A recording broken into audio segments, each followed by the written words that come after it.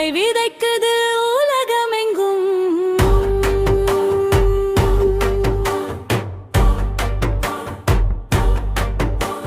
காரணம் இல்லாமல் சாட்சி இல்லாமல் புரளிகளை தூக்கி எறிகிறார்கள். மற்ற நாடுகளின் இறையாண்மையை அரக்கன் போல நசுக்குகிறார்கள்.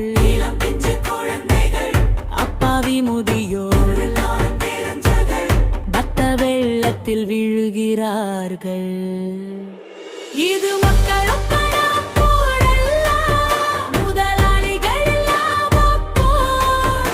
இது நீதிக்கான போரல்ல, அதிகாரத்தின் கொடுங்கோல் போர். உலக மக்களே ஒன்றுபடுவோம், பொறுத்து எதிராக எழுவோம், அமைதிக்காக குரல் கொடுப்போம். ஒன்றுபடுவோம், ஒன்றுபடுவோம்.